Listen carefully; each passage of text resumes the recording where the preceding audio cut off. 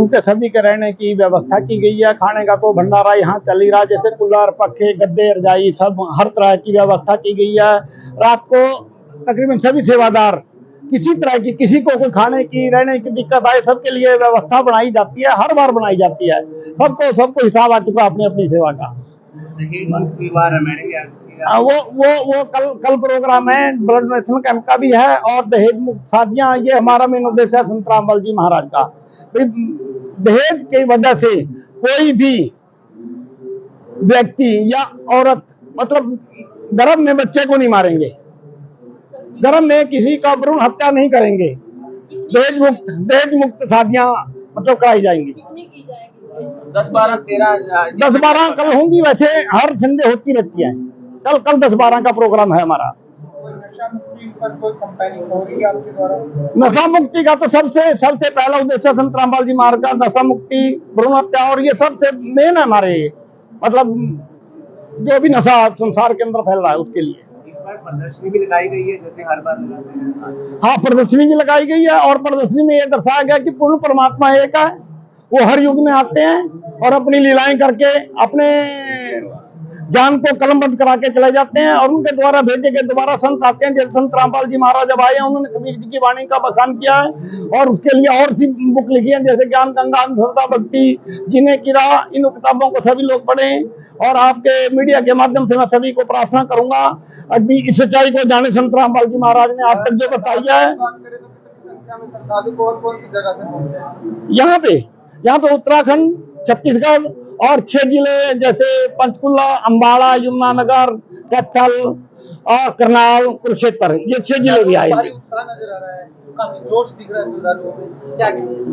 ये तो संत रामपाल जी महाराज का ज्ञान है। ये पूर्ण संत का जब ज्ञान हो जाता है उसमें ऑटोमेटिक जोश आ जाता है, क्योंकि हम चाहते हैं कि हर इंसान इस ज्ञान को समझे और सत्य ज्ञान को ग्रहण करे और सच्चाई के मार्ग पर चले और अमर परमात्मा की अमर भक्ति करके इस काल के लोग से पार निकलने के लिए उन 3 मंत्रों का जाप करे जो गीता में दिए गए हैं, ओम, तत् और सत। 3 प्रकार के मंत्रों को देने का अधिकारी भी एक ही संत विश्व में आता है, और जब वो आता है उस समय के नकली संत उनके साथ झगड़ा करते हैं, राड बढ़ाते हैं। 3 दिवसीय कार्यक्रम है, उनके संघर्ष के बारे में क्या जानकारी देंगे? मानवता के उन्होंने लंबा संघर्ष किया। जी, गुरु जी का संघर्ष की अगर बात करें तो गुरु जी के संघर्ष के बारे में व्याख्यान करना बहुत मुश्किल है। गुरु जी की जो महिमा है उसको व्याख्यान करना बहुत ही ज़्यादा मुश्किल है, कठिन है। पुरुषोत्तम भक्त जी तो काफ़ी लंबे समय से जो है पहले से जुड़े हैं और संघर्षों में जो है साथ रहे हैं गुरु जी के साथ। और गुरु जी का जो संघर्ष है, जब से गुरु जी ने ये मार्ग शुरू किया है तब से ही गुरु जी संघर्ष करते आ रहे हैं। पहले घर घर सत्संग किया, पाठ किया, फिर सभी जगह पर जाकर के, जैसे हर शहर में जाते थे, गांव में जाते थे, सत्संग करते थे, ज्ञान प्रचार करते थे, नाम दान देते थे। फिर धीरे धीरे करके गुरु जी ने जो है एक आश्रम जो है वहाँ पे करोंथा में हमारा बना, जिसको कुछ दुष्ट लोगों ने जिस पर आक्रमण किया था, हमारे साथ वहाँ बहुत ही गुरु जी के साथ विरोध किया। वहाँ पे जो है उस आश्रम को जो है बंद करवा दिया एक तरह से।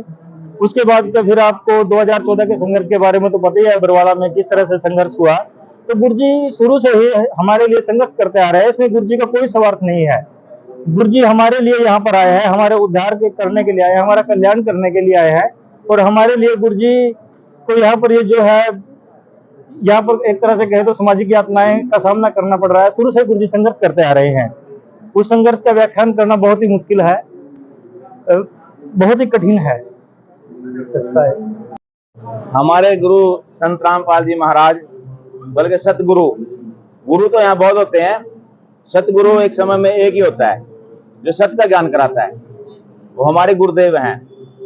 आग लगी आकाश में, चू चू पड़े अंगार, संत ना होता जगत में जन्म भरता संसार। हमारे सतगुरु ने यहाँ पर आकर के जितना भी नशाखोरी, अंधश्रद्धा, भक्ति, कुरीतियां, जितने भी दहेज रूपी दानव जो गरीब आदमी के लिए बहुत दुखदाई था, सबको खत्म करने के लिए एक स्वच्छ समाज तैयार किया है।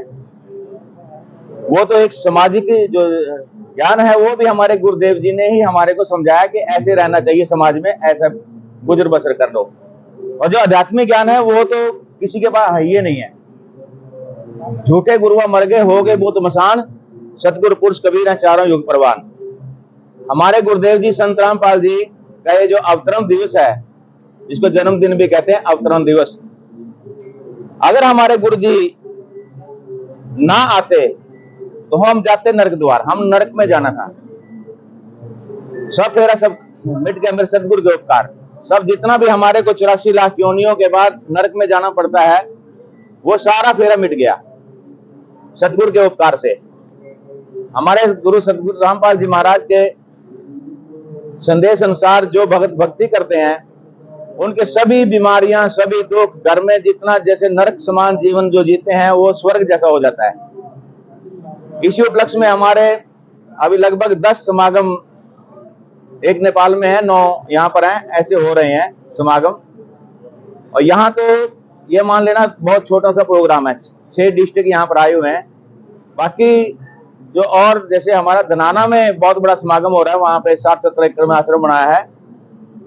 4 महीने में बहुत बड़ी उपलब्धि दी है। 4 महीने में बहुत, अभी वहां का कुछ ना कुछ आपको देखने को मिलेगा, कुछ क्लिप आएगी दिखाएंगे कि वहां पर इतना बड़ा प्रोग्राम हो रहा है, कम से कम 10 लाख वहां पर संगत आने की संभावना है। और जगत के लोग भी यहाँ परमात्मा की दया से समझ रहे हैं सभी, और सभी मतलब यहाँ पर आकर के भोजन भंडार लेते हैं, सत्संग का आनंद लेते हैं और सारी अच्छाइयां देख करके प्रभावित होते हैं। हमारे आचरण को देख करके भगत, जो अगर गांव में 2 भगत भी हैं, उनके आचरण को देख के तो दूसरों को लगता है यार वाकई में सही भगत है, इनका सुख हो रही, मौज हो रही है। अब फ्लड आया, आज मेरे को सुना रहा था कि हमारी फसल दुगनी हो रही है, औरों की फसल सूख गई है, डूब गई है, जो भी हो गया है।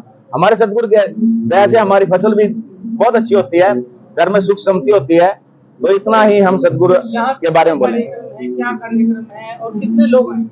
यहाँ पर लाख से ऊपर का अनुमान है हमारे को आने का। तो उसके हिसाब से हमने तैयारी करके, जैसे हमारे को पता होता है 500 टीन का देसी घी का, शुद्ध देसी घी का यहाँ भंडारा बनता है, लड्डू और हलवा प्रसाद जैसे भी। और उसके बाद जो यहाँ पर आप कवरेज हर बार करते ही हो, ब्लड डोनेट किया जाता है, वो कल होगा। कल शादियां भी होंगी, कल जो दहेज मुक्त शादियां होती हैं वो आपने पहले भी देखा होगा। और जितने भी सत्संग के माध्यम से जो बुराइयां दूर की जाती हैं, जो मैंने बताया, अभी सारा कुछ बता ही दिया लगभग। ठीक है जी, सत्य है।